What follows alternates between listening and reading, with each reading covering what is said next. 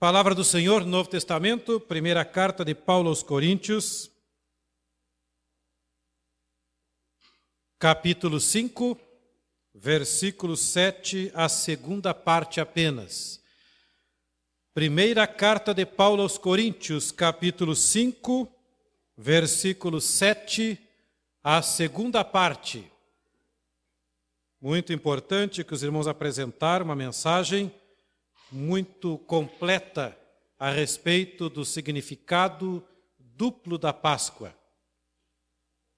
Na segunda parte está escrito assim: pois Cristo, nossa Páscoa, foi sacrificado por nós. Pois Cristo, nossa Páscoa, foi sacrificado por nós.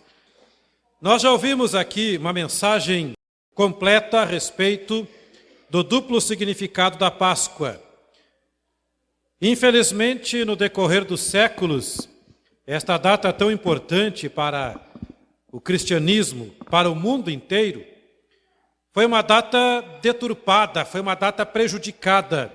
O sentido verdadeiro da Páscoa foi modificado por interesses particulares, por interesses comerciais, como foi dito aqui. Porém, irmãos, a palavra do Senhor não muda. As realidades espirituais não mudam, elas continuam para sempre. E a Bíblia nos diz claramente que Cristo, nossa Páscoa, foi sacrificado por nós. Repetindo em parte aquilo que já foi dito, o povo de Israel, irmãos, até hoje festeja a Páscoa. Até hoje eles festejam o significado que tem para eles, que foi a libertação do povo de Israel da escravidão do Egito.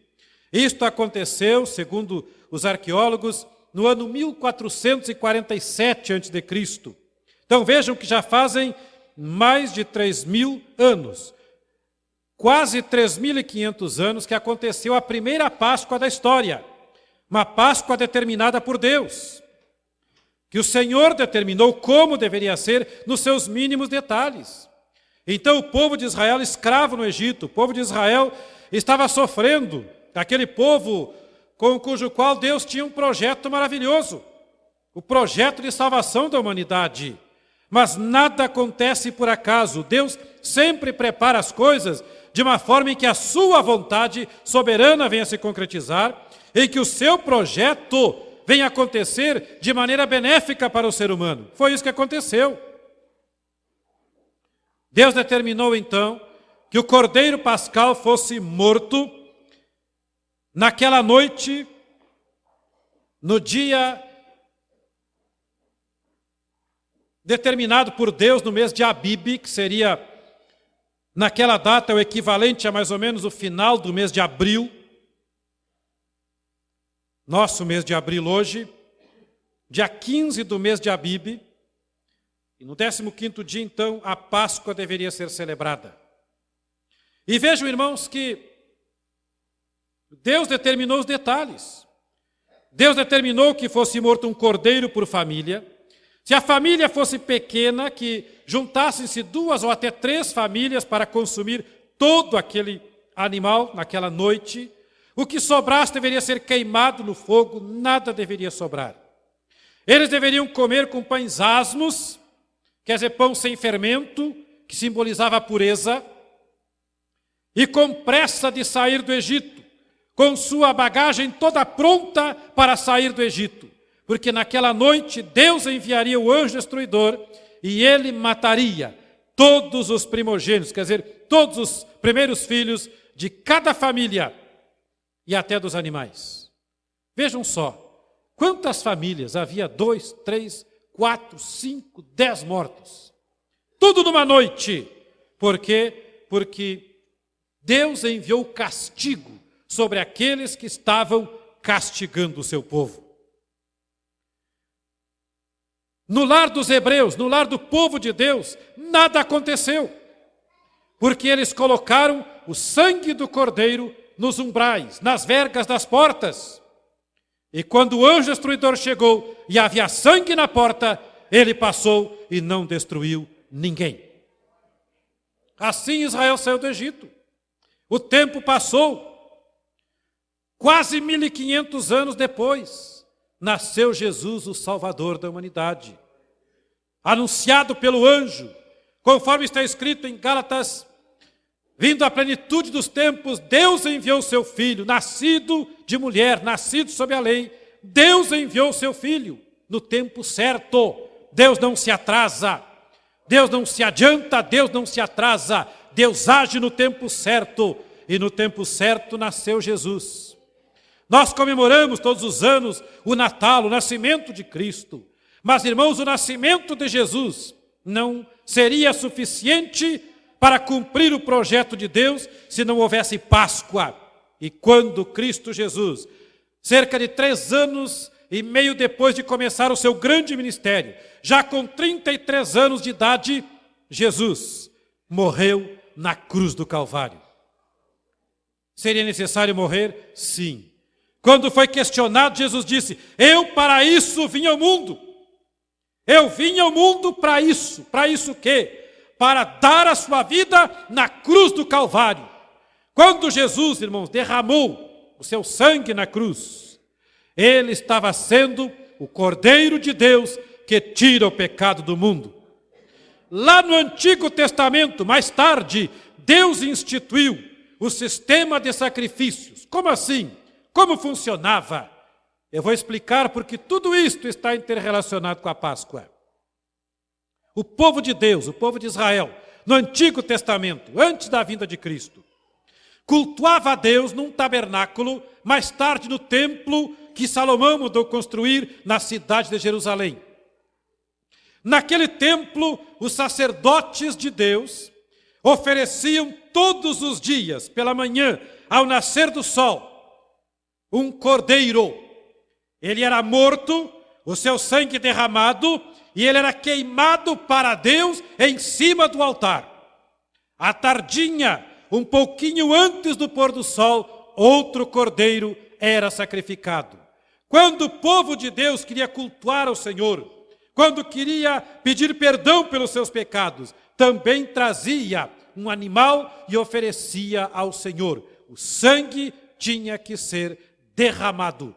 Aquele animal inocente, ele morria em lugar do pecador.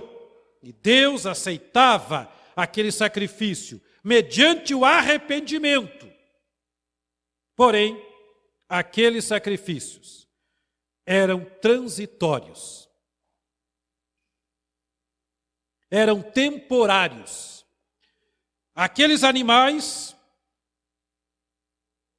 eles eram oferecidos em favor do pecador, mas eram inferiores ao ser humano. Na classificação divina, os animais estão abaixo do ser humano. O ser humano é a imagem e semelhança de Deus, os animais não são. Os animais foram criados pela palavra de Deus. Deus deu uma ordem e eles passaram a existir. O ser humano foi criado pelas mãos de Deus. Há uma diferença. Os animais são criaturas, o ser humano foi criado à imagem e semelhança de Deus. Então vejam que aqueles sacrifícios só podiam ser transitórios mesmo, até que veio Jesus Cristo ao mundo. E diz-nos a palavra do Senhor que uma vez por todas, ele ofereceu-se em favor de todos os pecadores. Aqueles animais inocentes morriam em favor do pecador. Agora Cristo Jesus, o homem que viveu nesta terra, que padeceu todas as tentações que qualquer ser humano padece. Mas diz a Bíblia em Hebreus 4,15 que ele nunca pecou. Aleluia! Jesus nunca pecou. Então ele pôde ser o Cordeiro de Deus que tira o pecado do mundo. Porque quando Jesus morreu na cruz do Calvário, Jesus, diz a Bíblia, matou o poder do pecado. Então o pecado, ele ainda existe, está no ser humano, mas quem aceita Cristo como seu Salvador, por causa daquele sacrifício, é purificado, é perdoado, é liberto, porque Jesus, nossa Páscoa, foi sacrificado por nós. Na Páscoa lembramos, não coelho, não ovo. Podemos comer chocolate, bala, comer churrasco, qualquer coisa, para festejar a vinda de Cristo, mas antes de tudo lembrando que Jesus Cristo foi morto na cruz do Calvário e esta é a verdadeira Páscoa. Só tem uma coisa importante que precisamos lembrar. Aqueles animais que morriam, eles permaneciam mortos, eram queimados, desapareciam, eram extintos. Jesus Cristo não. Jesus Cristo é eterno. Jesus Cristo morreu na cruz, mas nunca deixou de ser Deus eterno. E diz-nos a palavra que Jesus ressuscitou ao terceiro dia. 3 dias morto, mas ressuscitou. A obra de Deus é completa, irmãos. Vejam que o nascimento de Jesus, ele foi para identificar-se com a humanidade como homem perfeito. Ser humano completo em espírito, alma e corpo, como é qualquer ser humano, eu, tu, todos nós. Então o nascimento de Jesus trouxe a identificação, a sua inserção na raça humana. A vivência de Cristo durante aqueles cerca de 33 anos na terra foi uma vivência para cumprir a lei, que nem Moisés, o instrumento de Deus para trazer a lei, conseguiu cumprir na sua íntegra. Mas Jesus Cristo cumpriu. Então ele venceu o diabo, ele venceu o pecado em vida. Ele nunca pecou. Ele precisou viver aquele período definido por Deus para vencer o poder do pecado. Jesus Cristo morreu na cruz do Calvário. Vocês sabem por que ele foi morto? Primeiro, porque ele se entregou. Se Jesus não tivesse entregado, ninguém teria matado Jesus.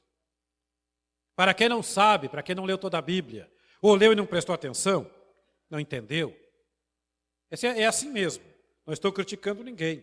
Nem todo mundo entende na primeira leitura. Por isso que o crente tem que ler sempre a Bíblia, desde que se converte até que vá para o céu. Quando Jesus estava lá no jardim de Getsêmani, e Judas Iscariotes, o traidor, se aproximou, com os soldados do templo, com espadas enormes, com madeira nas mãos para brigar. Quem não teve tempo de pegar a espada, passou ali em algum lugar e pegou um pedaço de pau e saiu. Vamos pegar o homem. E eles chegaram, e os discípulos já amedrontados, porque o poder das trevas era terrível. Não era apenas Judas, a Bíblia diz que quando Judas saiu da presença de Jesus lá na Santa Ceia, ele saiu para fora, era noite e o diabo entrou nele. Na frente vinha Judas, endemoniado pelo próprio Satanás. O poder das trevas era terrível e os discípulos começaram a perder a coragem.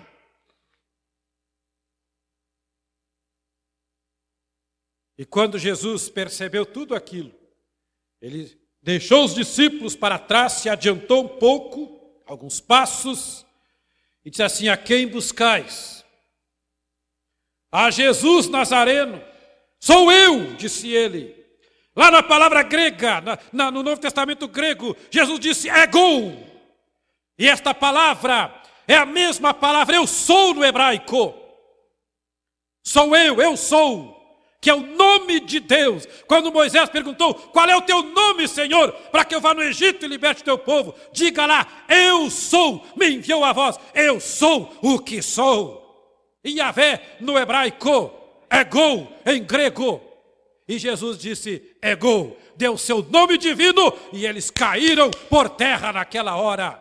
Até o Judas e o diabo que estava nele também caiu aos pés do Senhor Jesus Cristo.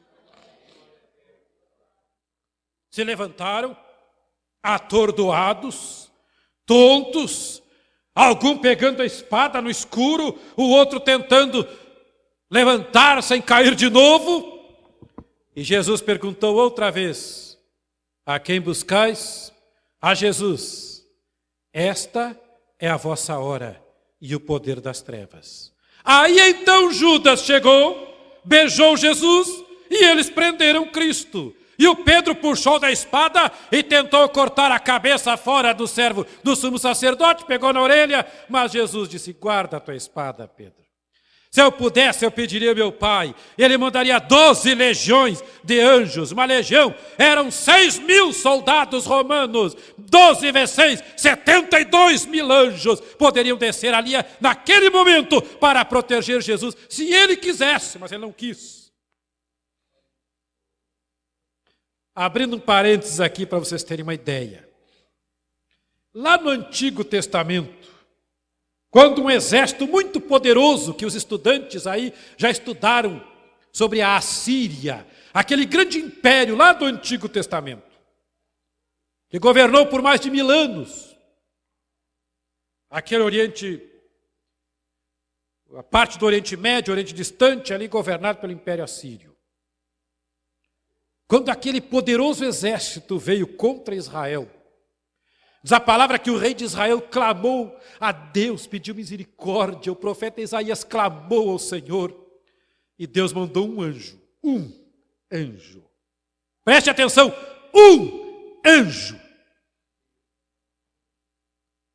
E naquela noite, um anjo de Deus matou 185.000 soldados assírios.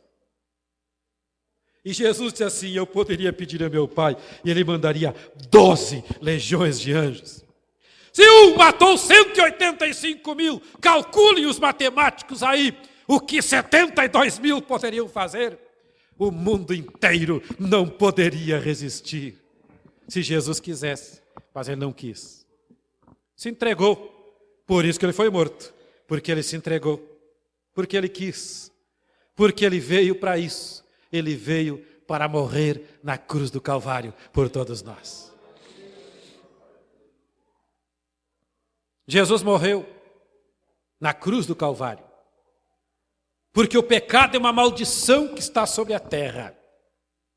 Quando o homem pecou lá no paraíso, Deus disse assim: maldita é a terra por tua causa. Vai produzir espinhos, vai produzir abrolhos, vai produzir tudo que é ruim, a terra não vai dar o seu fruto. Os animais tornaram-se peçonhentos, os animais tornaram-se selváticos, os animais tornaram-se feras. E o ser humano naquele dia foi sentenciado à morte.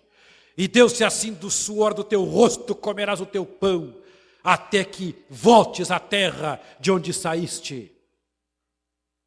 E assim acontece até hoje. O pecado é uma maldição. O ser humano já nasce pecador. Ele não se torna pecador depois que peca. Ele peca depois porque ele já nasce pecador.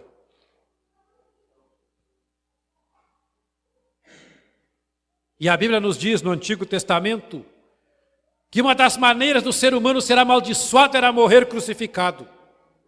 Quem morria crucificado era maldito. E Jesus morreu na cruz, porque ele morreu para destruir o poder do pecado, que é essa maldição que está sobre o ser humano. Por isso que Jesus morreu na cruz, porque na cruz era maldição, e Jesus se fez maldição em nosso lugar para que o pecado fosse vencido. Então Jesus venceu o pecado, e o escritor, o apóstolo Paulo, escrevendo aos Romanos, disse que Deus, através de Cristo, matou o pecado na carne. Então, no corpo de Jesus, que nunca foi contaminado pelo pecado, Deus matou o poder do pecado, porque Jesus era perfeitamente humano. E ao morrer na cruz como maldito, os pecados de toda a humanidade, de todas as eras, inclusive os meus e os teus, caíram sobre Jesus naquela cruz. Pense nisso. Muitas vezes nós mesmos não aguentamos o peso dos próprios pecados. Quantas vezes nós nos vimos em angústia? Quantas vezes nós nos encontramos em dificuldades? Alguns entram em depressão. Outros cometem até o suicídio porque não suportam mais os problemas da vida e o peso dos próprios pecados. E Jesus Cristo sozinho levou sobre si os pecados de toda a humanidade, de todas as épocas, sem exceção de nenhum. Já pensaram nisso? Mas glória a Deus que ele venceu. Glória a Deus que ele venceu. Jesus pagou o preço como Cordeiro de Deus, manso, humilde. Entregou-se voluntariamente para que todos recebessem oportunidade. Então Jesus morreu por isso, para nos salvar, para nos libertar, para nos abençoar, para nos dar a única oportunidade de estarmos na presença de Deus. Então esta história da morte de Jesus não é tão simples assim. A graça de Deus veio através de Cristo, mas custou o preço. O pecado matou Jesus, mas Jesus matou o poder do pecado para sempre. A vitória do pecado foi transitória e aparente, mas a verdadeira vitória foi Jesus que conquistou sobre a morte, sobre o diabo, sobre o inferno, sobre o pecado, porque Jesus ressuscitou. E a ressurreição no domingo é o que dá o maior sentido para a nossa fé e nossa vida com Deus. Porque se Jesus tivesse ficado morto, ele poderia salvar o ser humano, mas não haveria vida eterna. Não haveria vida eterna, porque o próprio Cristo não teria ressuscitado. Mas Jesus ressuscitou e Paulo escreveu, ele foi as primícias dos que dormem. Quer dizer, ele foi o primeiro dentre os mortos. Então hoje, o crente não precisa ter medo da morte. Não tem que ter medo da morte, não vai se matar, porque senão vai para o inferno. Não pode se matar. Se matar, vai para o inferno. Porque a Bíblia diz que ninguém pode tirar a vida de ninguém, nem a sua. Agora, não tenha medo de morrer. Ninguém precisa dizer assim, eu quero morrer, porque chega na hora e diz assim, eu não quero mais desistir. Não, mas fique preparado, fique pronto, porque quando chegar a hora, a morte será uma ponte para a eternidade, será uma passagem para a vida com Deus, aquela que Jesus conquistou lá no passado, morrendo e ressuscitando ao terceiro dia. Quando Jesus ressuscitou, ele conquistou para nós o direito à vida eterna. Vejam só a superioridade de Jesus. A Páscoa de Israel era apenas uma amostra do que seria depois, através de Cristo. Os animais não ressuscitavam, os animais eram inferiores, os sacerdotes morriam, mas Jesus Cristo não. Morreu e ressuscitou, o sacrifício foi perfeito, ele foi superior, porque era um ser humano perfeito, e além de tudo, ele voltou para o seu lugar na glória, e Jesus Cristo hoje está lá intercedendo por nós pecadores. Páscoa é isto, é até muito mais do que isto, mas em resumo, não tem nada a ver com coelho, com ovos, e enfim, quer comer chocolate, coma, me dê de presente, não tem problema, eu gosto de chocolate, só não coma demais por causa do colesterol, mas tem uma coisa, Jesus Cristo é a verdadeira Páscoa. Aleluia! Jesus Cristo é a verdadeira Páscoa. Olha o que Paulo escreveu, relembrando o que lemos no começo, pois Cristo, nossa Páscoa, foi sacrificado por nós. Cristo é a nossa Páscoa. A partir de hoje, quando se aproximar a data da Páscoa, comece a agradecer a Deus, dizer, obrigado Jesus, porque um dia tu deste a tua vida por mim, Senhor. Glórias ao teu nome, Jesus, porque a única oportunidade de estar com Deus nesta terra e na eternidade, foste tu que me deste, Senhor, através da morte e da ressurreição. Hoje eu posso estar contigo e ter esperança da vida eterna. Agradeça a Deus, glorifique o Senhor e muito mais do que isto, seja crente fiel ao Senhor Jesus Cristo, seja um crente que desfruta as bênçãos da Páscoa, não só na Páscoa, durante todo o ano, durante toda a vida, a partir de hoje até a volta de Cristo, as bênçãos da Páscoa, salvação, presença de Deus em sua vida, esperança da vida eterna. Por quê? Porque Cristo, nossa Páscoa, foi sacrificado por nós. Jesus é o único e verdadeiro significado da Páscoa. O resto é inserção estranha, o resto é interesse humano, mas o interesse divino é que nós creiamos em Cristo, nossa única e verdadeira Páscoa. Pense nisto e creia nisto, porque está na palavra do Senhor. Se apegue a esta verdade, porque assim a bênção da Páscoa, a bênção de Jesus, o Cordeiro de Deus que tira o pecado do mundo, também estará sobre a sua vida todos os dias.